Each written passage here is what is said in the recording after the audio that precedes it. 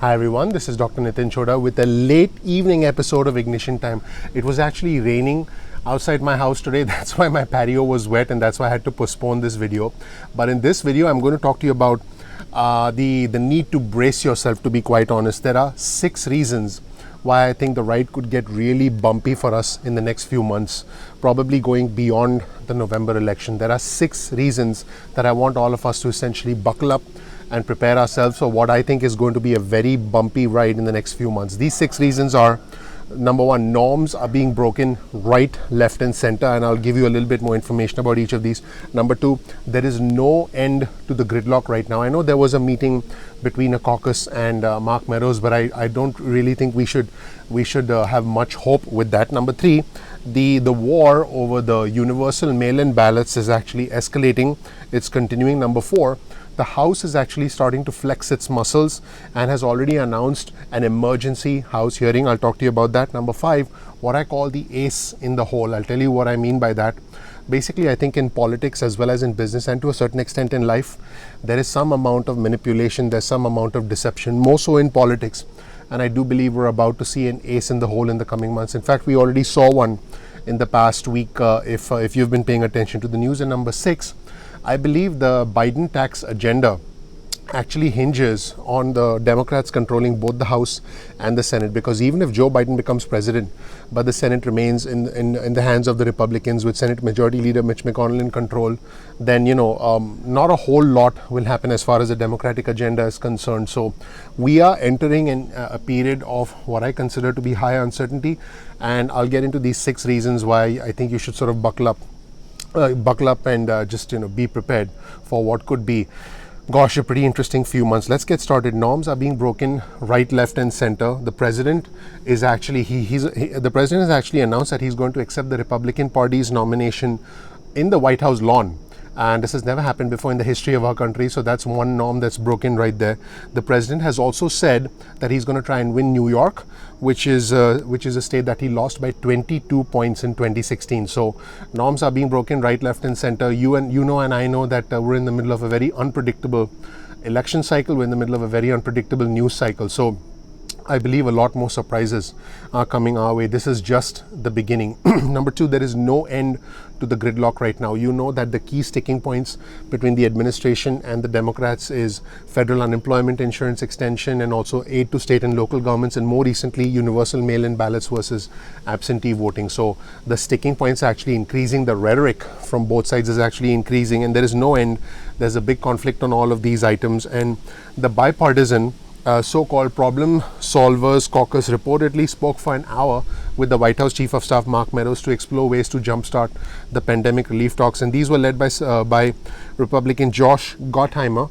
He's from New Jersey, and they are a group of moderates that were looking into possible approaches to get these collapsed negotiations restarted again. And they actually conversed on Friday, a couple of days ago, with the White House Chief of Staff Mark Meadows.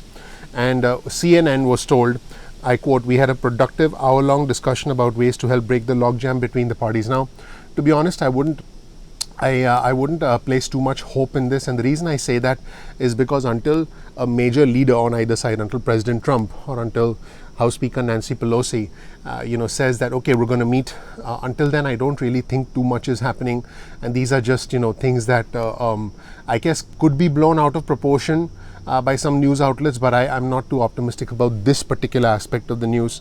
And one of the reasons I say that is 2 weeks ago, and I'll provide you with a link to that article in the description section below. On the 31st of July, the bipartisan leaders of the Problem Solvers Caucus said, a deal is definitely on the horizon.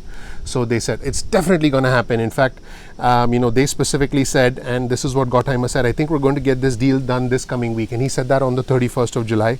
And he said that basically with the Senate coming in next week, this is really when I believe it'll get negotiated, and I presume the House will come back at the back end of the week to vote on it. Now, you and I both know what happened since then.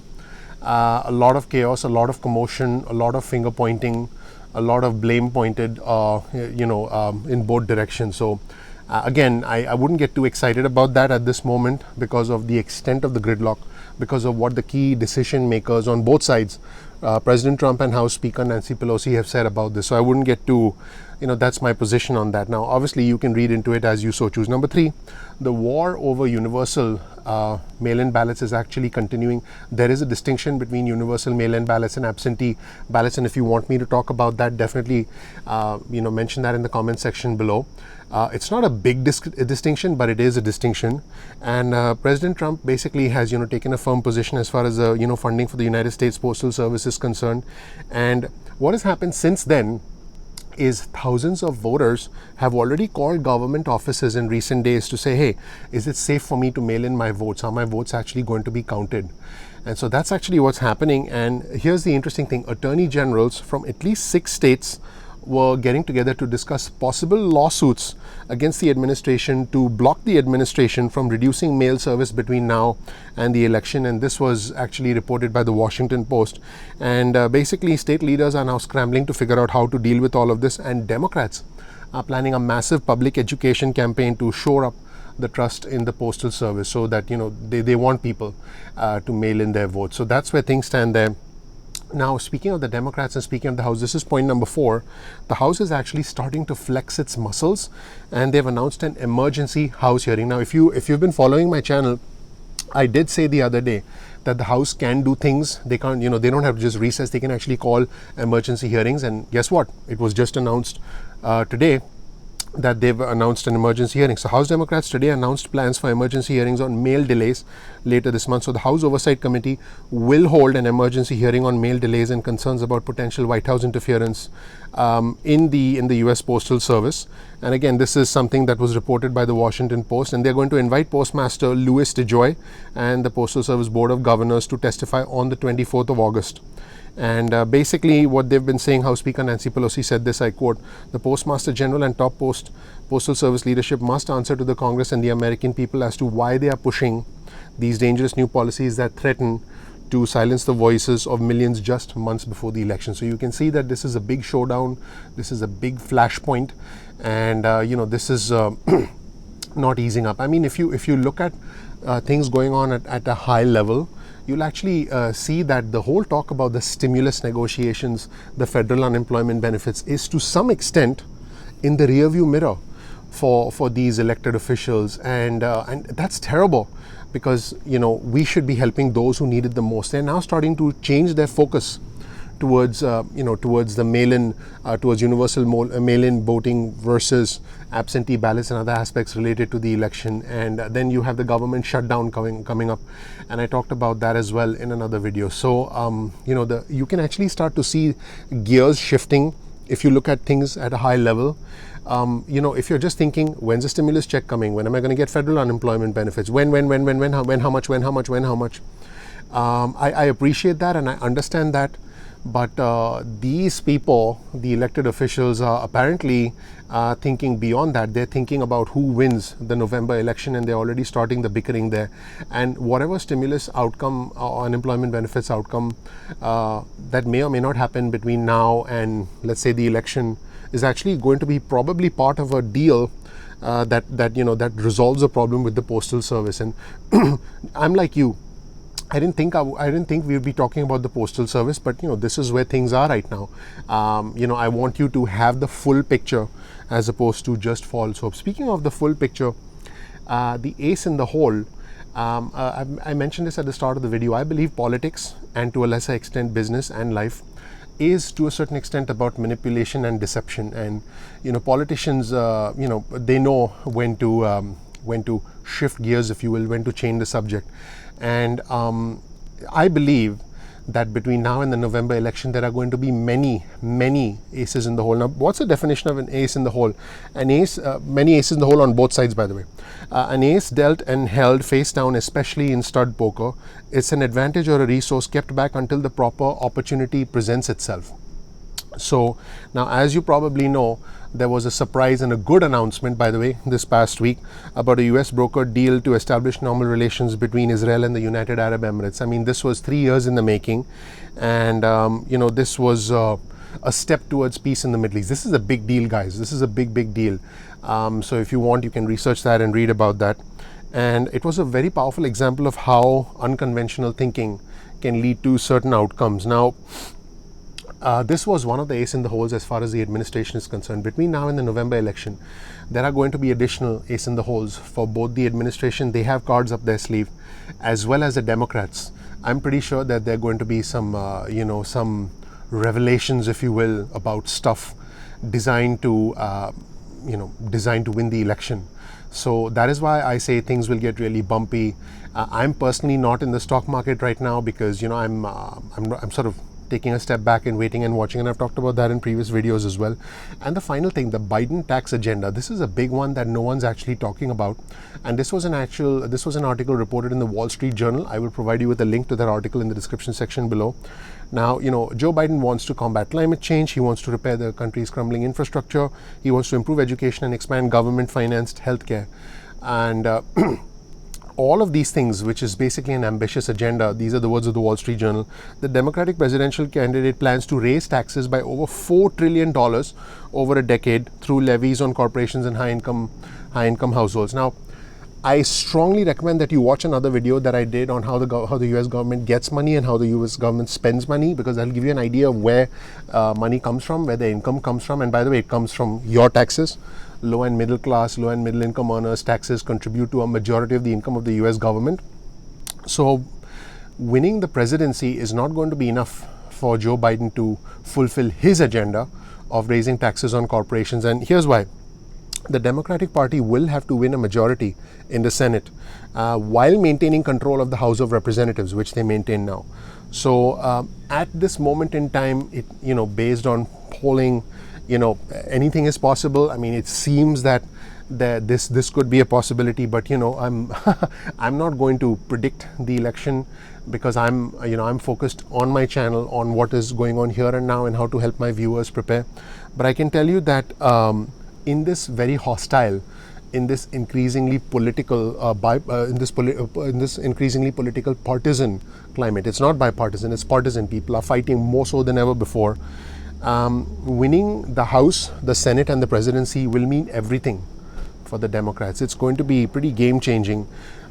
This trifecta, if you will, is exactly how the Democrats were able to pass the 2010 healthcare law without a single Republican vote, as far as I know.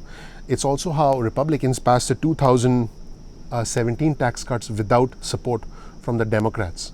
So you see how high the stakes are. And again, this is not something people are talking about. People are talking about the 1200, the 3400, this meeting, that meeting. Whoa, that's the wrong way to look at things, because there's a bigger game being played here. Unfortunately, I don't want to use the word game, but what else are you going to call it? I mean, if I believe that those who need help the most should get it, and that should have been done first before we got into, or before we started discussing all of this stuff. But keep in mind that if Joe Biden wins the presidency and if Democrats fall short of a Senate majority, okay, that would leave Senate Majority Leader Mitch McConnell, assuming he's still in the Senate and assuming he's still the Senate majority, because if he is in the Senate, he's probably still going to be the Senate Majority Leader. That would decide which bill Senate Majority Leader Mitch McConnell would decide who gets a vote. And the tax policy would be essentially fought on a narrower field, if you will, because he would say, well, we're not voting on this. So a Republican controlled Senate would essentially stand in the way of most of Joe Biden's tax agenda. And these were words from Russ Sullivan, a Democratic tax lobbyist and the former Senate Finance Committee staff director. That is where things stand now, everybody. Let me know what you think about these points.